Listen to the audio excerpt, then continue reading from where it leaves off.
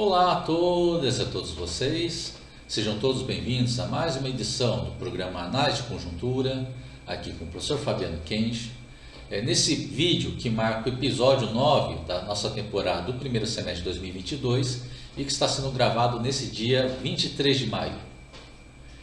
E sempre passando aquela mensagem inicial que, caso vocês gostem desse vídeo, lembre-se de curtir e compartilhar ele para ajudar tanto na divulgação deste vídeo quanto na divulgação do canal.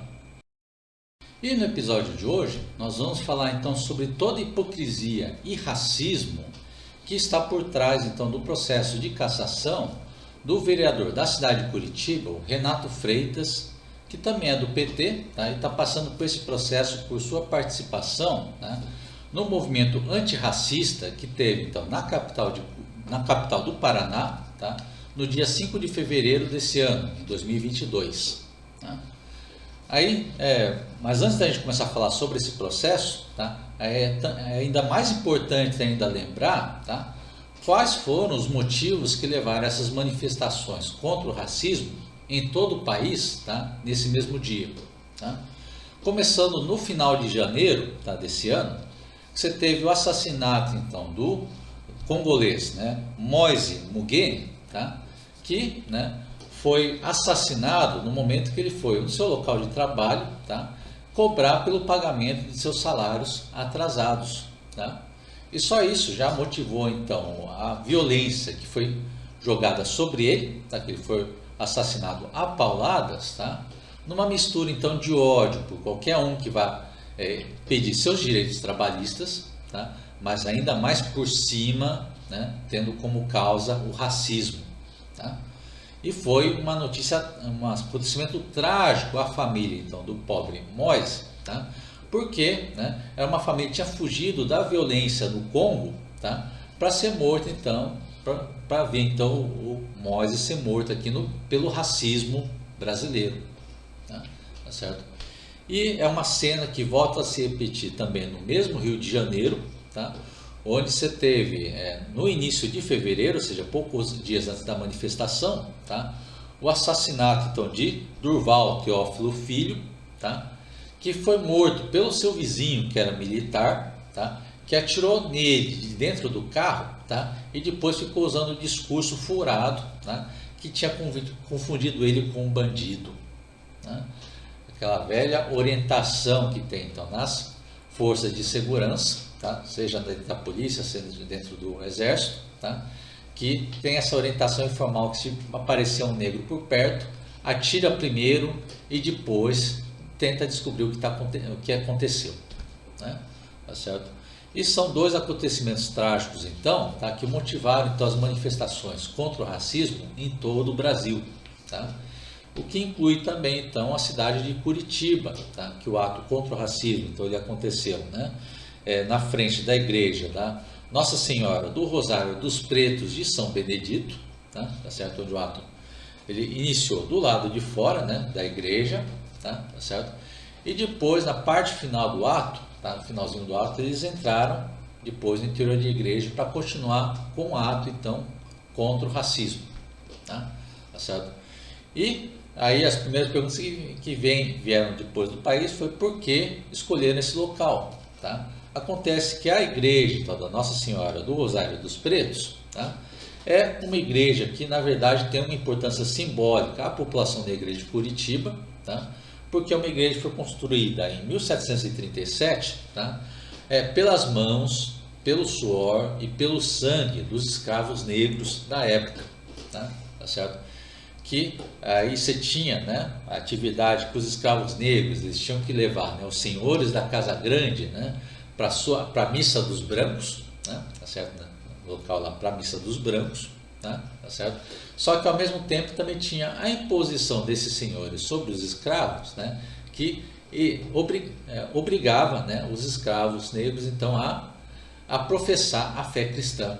Tá? Só que eles não queriam que esses escravos fizessem a profissão da fé cristã no mesmo espaço que os brancos fazem a missa. Tá? Então, eles foram forçados então, a construir a igreja, né, então, da Nossa Senhora do Rosário dos Pretos, tá? Onde então passaria a ter a missa então, agora só com os escravos negros. Tá certo? Então é outro exemplo então, da segregação racial, tá? Que veio desses abusos que foram cometidos durante a época da escravidão no Brasil. Tá certo? E por isso então que é um local, sim, ideal para fazer para a população negra, tá? E para os manifestantes contra o racismo fazerem sim os protestos, tá? Pelo efeito simbólico do local, tá certo? Mas durante logo após essa manifestação aí vieram então aí a máquina de fake news, a máquina de mentiras da extrema direita, tá? Que espalhou mentiras, né? Tá certo? Querendo falar que esse ato aí, né, eles tinham invadido, né, a igreja no meio da missa, que tinha feito ofensas e agressões, né, a quem estava dentro da igreja, que tinham sido expulsos do local, tá? E que os manifestantes teriam quebrado patrimônios da igreja, tá? Então essas foram mentiras descaradas que foram espalhadas pela extrema direita, tá? Mas que logo depois se revelaram como mentira, tá? Porque é uma missa que foi transmitida, né, ao vivo na internet, porque era em tempos de pandemia, e estava lá o vídeo dessa transmissão gravada também no canal do YouTube da igreja, né, tá certo? Onde, né, você pode ver no vídeo lá as cenas então, de como aconteceu de verdade, tá? Vou apresentar algumas dessas cenas aqui, tá? Onde você tem então essa primeira cena, né? Você pegando aos 47 minutos de vídeo, então que ainda estava acontecendo a missa, tá? Mas ela já estava a caminho do seu encerramento, tá? Porque dessa cena dos 47 minutos aos 58 minutos, tá? Você percebe a cena da cena da missa completamente vazia, porque nesse intervalo de tempo então a missa foi encerrada, tá? E os responsáveis, né, tá certo? Já tiraram os materiais da missa, tá? Já estava vazio o espaço, tá? E só depois, então, mais de uma hora depois, tá, você teve a entrada então dos manifestantes, né, tá certo? Contra o racismo, tá? Mostrando então a mentira descarada que foi espalhada pela extrema direita, tá? Aí, com o objetivo, é claro, de criar um clima de alienação que infelizmente funciona muito bem quando está misturado com o racismo enraizado na sociedade brasileira. Então, ele foi se aproveitando desse clima de alienação, né, criado então pelas mentiras da extrema-direita, tá, e foi aberto então um processo de cassação contra o vereador Renato Freitas, né, que teve uma participação ativa, né, durante nessa manifestação contra o racismo, tá certo? E, né, é um processo então que durante seu andamento ela teve essas mentiras da extrema-direita completamente desmascaradas, tá? Tanto pelas cenas que eu apresentei agora há pouco, tá? Como também, né, pela carta que foi recebida pela Câmara Municipal de Curitiba e que veio, né, da Arquidiocese de Curitiba, tá? Que esclareceu os fatos, né, tá bom? Desmascarando essas mentiras da extrema-direita, falando que não teve invasão na igreja, falando que o ato ela não invadiu a igreja no meio da missa, tá? Eles entraram na igreja depois do final da missa e um processo que foi negociado com o padre no local, tá?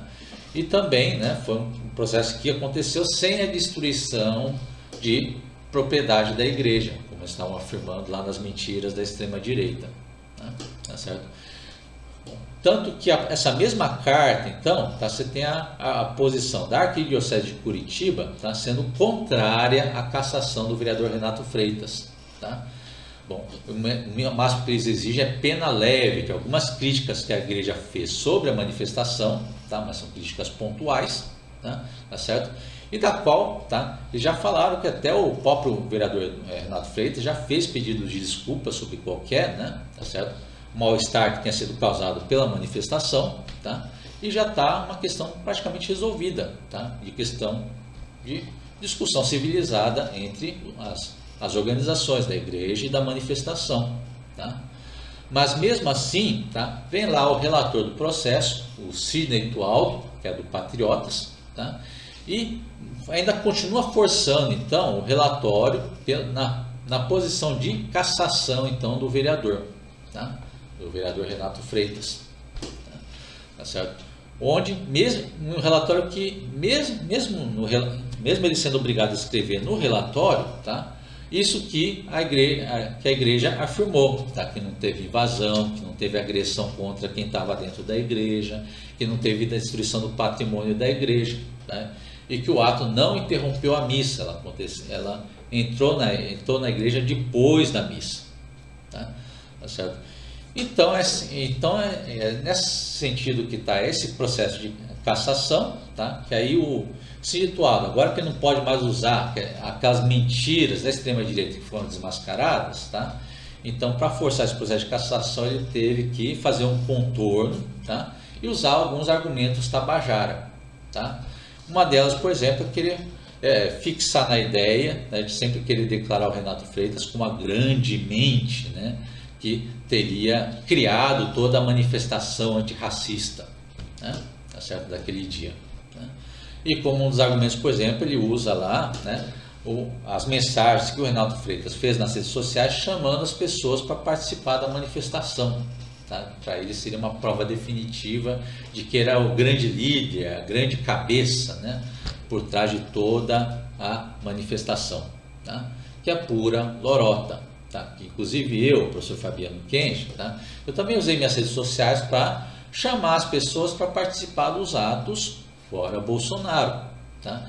Isso não me torna automaticamente a pessoa, o grande líder dos atos fora Bolsonaro. Foram outras pessoas que organizaram esses atos, tá? Tá certo? Bom, embora caso fosse chamado, também não teria nenhum problema de tentar ajudar se minha agenda estivesse livre, né? Tá certo?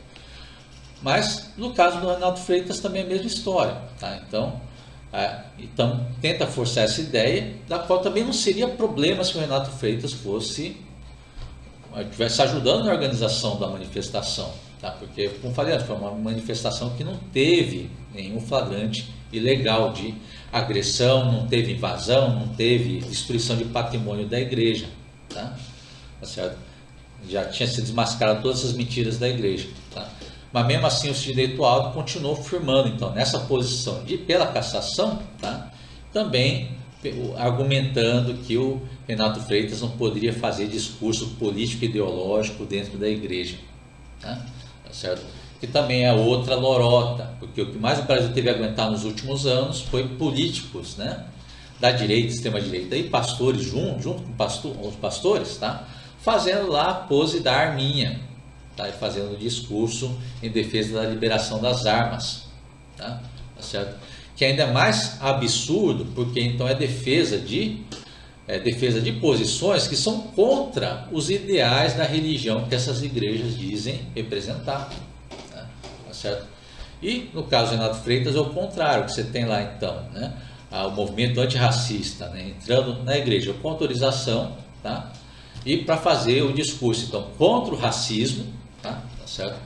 Que, né, que está totalmente condizente com os ideais que a igreja defende hoje, tá? Tá certo? Mas nesse caso aí é o caso que o relator do processo, Sidney Tualdo, fala que é proibido, tá? Tá certo? Então é nisso que você teve esse parecer então favorável à cassação, que foi votado, né, foi aprovado pela Comissão de Ética, né, da Câmara Municipal então, de Curitiba, tá? Tá certo? Com a maioria de 5 votos favoráveis, tá? Certo? É um processo curioso, lembrando também que a mesma comissão de ética, dentro da mesma Câmara Municipal, tá, que já perdoou, né, casos envolvendo, né, rachadinha, casos envolvendo corrupção, casos envolvendo racismo e também já perdoou casos envolvendo assédio sexual, todos eles com elementos muito mais concretos contra os acusados, né? Tá certo?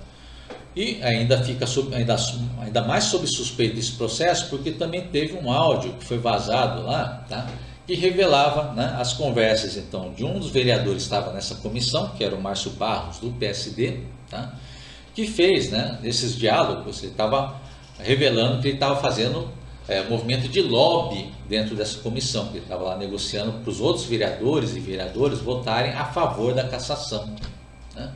Tá certo? Bom, que viola todo o funcionamento de qualquer comissão de ética, né? Tá certo? E depois que estourou então esse escândalo em cima desse áudio, né, aí essa comissão de ética, curiosamente, já ficou satisfeita só com a saída desse vereador da comissão, né, como se toda aquela negociação de lobby que ele fez antes, tá, já estava lá, né, foi realizado antes desse áudio, tá, ou durante esse áudio, tá, não tivesse tido nenhuma influência na votação favorável à cassação na comissão de ética, né, tá certo? Então, é nesse ponto que temos agora, que esse processo agora chegou para votação na Câmara Municipal de Curitiba, tá? Mas no momento ela se encontra interrompido, tá?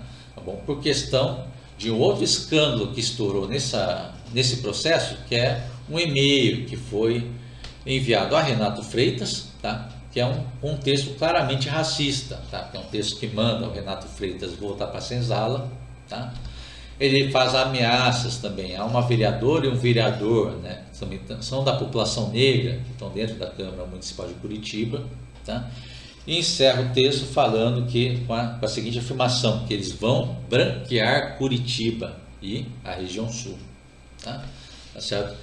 Então, é um texto claramente racista, tá? E que estava indicando como remetente o Sidney Tualdo, que é o mesmo relator do processo de cassação, tá? Tá certo? E é nesse ponto que estamos que a Justiça então, do Paraná, tá, ela decidiu, né, suspender essa sessão da cassação do Renato Freitas até que seja apurado, né, feita uma apuração completa sobre esse e-mail, tá, para verificar se o e-mail veio mesmo do relator do processo de cassação, tá, e caso não tenha vindo, qual que é a origem desse e-mail, né, afinal, porque é um texto claramente ilegal, tá.